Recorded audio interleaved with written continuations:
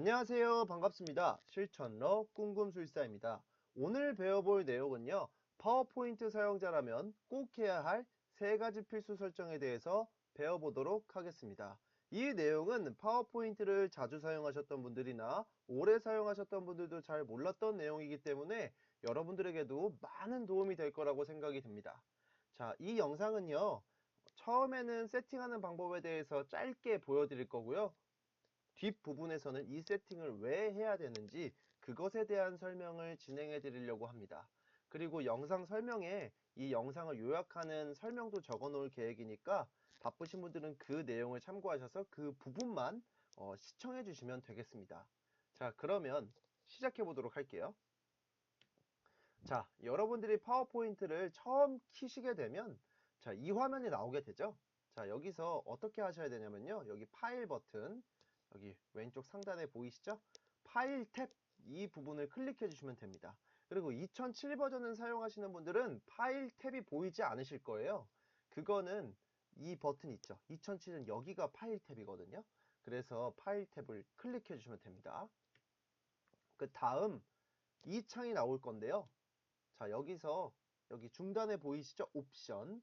자, 여기를 클릭해 주시면 되고 파워포인트 2007 버전의 경우는 여기 보이는 파워포인트 옵션 버튼을 눌러 주시면 되겠습니다. 자, 여기까지 따라오셨죠? 자, 그러면 이런 창이 하나 나올 건데요.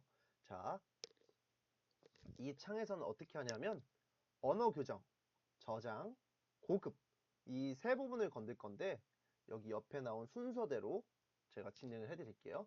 첫 번째 언어 교정 탭인데요. 자, 여기를 클릭해 주시면 이 화면으로 변하게 되고 자동 고침 옵션을 클릭해 주시면 됩니다.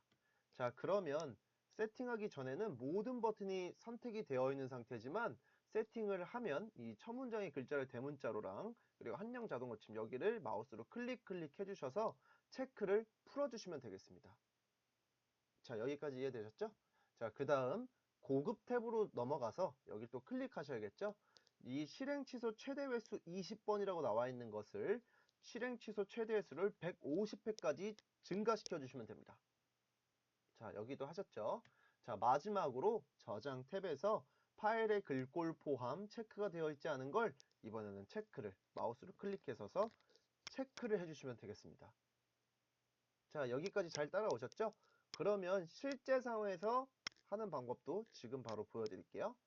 자, 여러분들이 하는 것처럼 자, 파워포인트 버전을 새로 켜주시고 여기 상단에 파일 탭을 누른 이후 그 다음 옵션으로 들어간 다음에 자, 언어 교정 그런 다음에 여기 보이시는 자동 고침 옵션 그런 다음에 첫 문장의 글자를 대문자로랑 그리고 한양 자동 고침 풀려있죠? 자, 요거 체크 되어 있던 걸 풀어주시면 되겠습니다. 자, 그리고 고급으로 들어가셔서 실행 취소 최대 횟수를 20번에서 150번으로 수정해 주시면 되겠습니다. 자, 마지막으로 저장에 들어가셔서 파일의 글꼴 포함 체크가 되어 있지 않은 걸 체크를 해주겠습니다. 그리고 한 가지 더 굳이 설명드리자면 저는 자동 복구 저장 간격은 30분으로 하고 있어요. 이유는 이따가 설명을 드리도록 하겠습니다.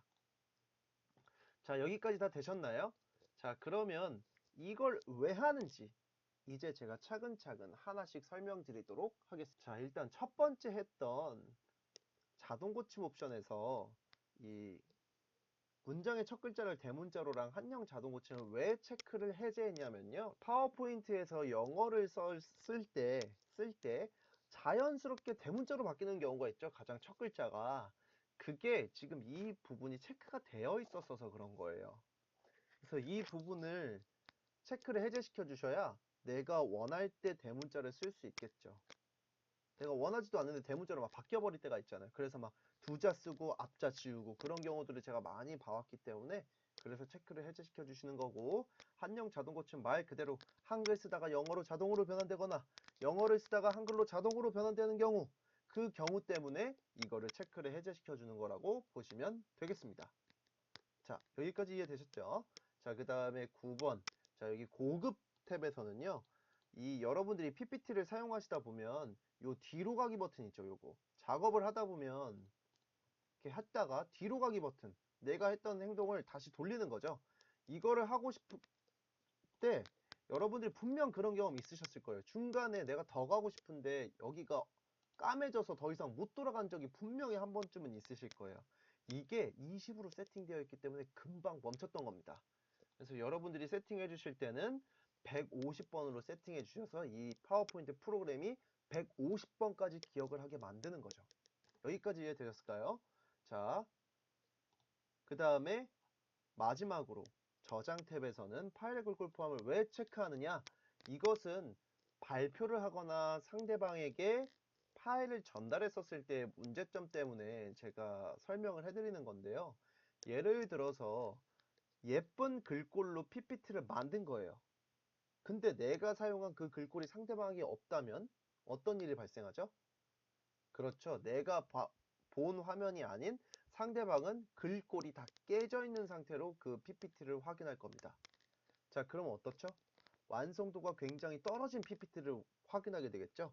그렇기 때문에 이거를 체크해 주는 건데요. 이거를 체크해 줬을 때는 어떤 일이 발생하냐면, 자, 이 프레젠테이션에는 읽기 전용 포함 글꼴이 하나 이상 있으므로 편집할 수 없습니다.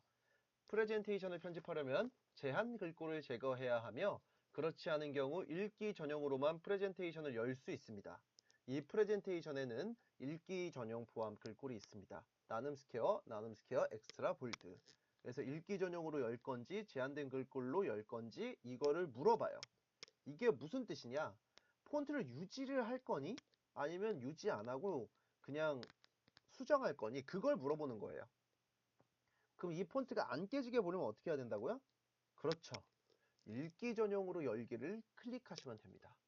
자, 하지만 가끔 안 되는 폰트들이 존재하기 때문에 그 부분은 확인하고 PPT를 제작해 주셨으면 좋겠어요. 안 되면 상대방한테 보낼 때 폰트를 설치하는 파일도 같이 보내주셔야겠죠? 그랬을 때 안 깨지게 볼 수 있을 거예요. 그 사람이 설치를 한다면. 자, 그리고 파일 수정 가능 여부는 읽기 전용으로 열면 당연히 읽기만 가능하기 때문에 수정이 안 되고요. 그리고 제한된 글꼴을 제거하고 여시면 다 깨지고 수정은 가능한 상태가 되기 때문에 그렇게 판단해 주시면 될 것 같아요. 그래서 꼭 이 부분을 체크해 주시고 넘어가셔야 된다 라고 생각해 주시면 되고요. 자, 여기서 주의하셔야 할 사항은 언어 교정과 고급템은 한 번 설정하면 끝이 납니다.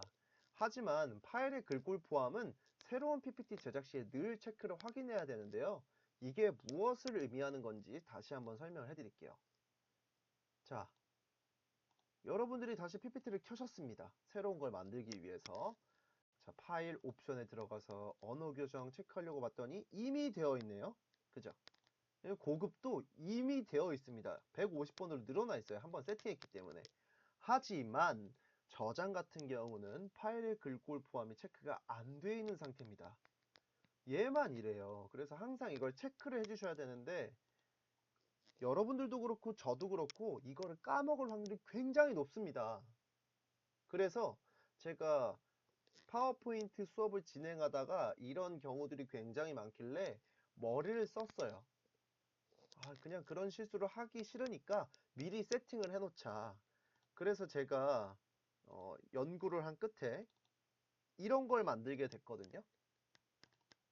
자, 여기서 어떤 것 때문에 제가 말씀을 드리냐면요. 얘는 파일 탭에 들어가서 옵션에 들어가 봤더니 언어 교정 고급 더 이상 이제 안 눌러봐도 되겠죠? 그 저장해 보시면 자, 파일의 글꼴 포함이 체크가 되어 있습니다. 자, 그러면 실수를 할까요? 안 할까요? 그렇죠. 당연히 안 하겠죠. 당연히 안 할 거고.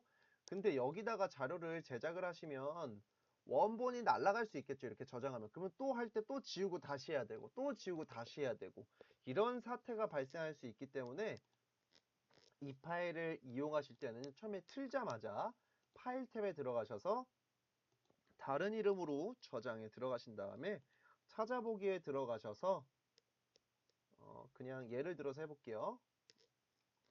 파워포인트 컨텐츠.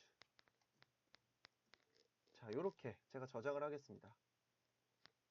자, 이러면 원래 있던 파일은 멀쩡히 남아있게 되고요. 그리고 지금 저장한 건 새로 이렇게 바탕화면에 저장이 되게 됩니다. 저장하실 때는요, 습관적으로 바탕화면을 꼭 눌러주시고 해주시는 게 좋아요. 이유는 어디다 저장됐는지 기억을 못할 경우들이 좀 있거든요. 그래서 바탕화면을 눌러주시고 저장하시면 내가 바탕화면에 저장된 걸 확인했으니까 내가 원하는 곳에 다시 옮길 수 있겠죠. 그래서 바탕화면에 저장하시는 것을 습관을 들여주시면 더 좋을 것 같아요. 저도 가지고 있는 습관이기 때문에 그렇게 생각해 주시면 좋을 것 같고, 자, 그러면 여기도 확인해 볼까요? 글꼴이 되어 있는지.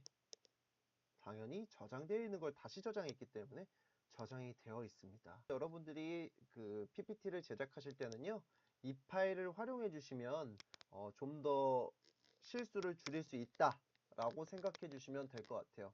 그리고 그 외에도 제가 여기는 지금 가려놨는데 1번부터 5번까지 또 다른 세팅을 좀 해놓은 것들이 있어요. 전문가도 잘 몰라서 하지 않는 세팅들을 몇 가지 해놨기 때문에 이 파일을 이용해 주시는 게 좀 더 활용 가치가 높다라고 생각이 듭니다.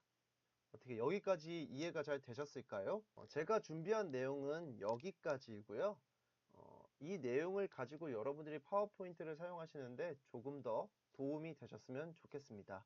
그래서 혹시나 뭐 파워포인트 혹은 유용한 프로그램 뭐 알고 싶으신 내용이 있거나 사용법이 궁금한 게 있으시면 댓글로 알려주시면 제가 설명이 가능할 경우 컨텐츠를 제작해 드리도록 하겠습니다.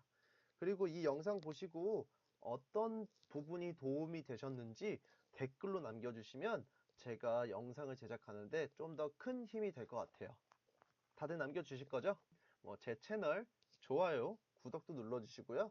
알림 설정까지 클릭해 주셔서 제가 영상 올리실 때 그 알림도 받아보시고 도움을 많이 받아보셨으면 좋겠습니다.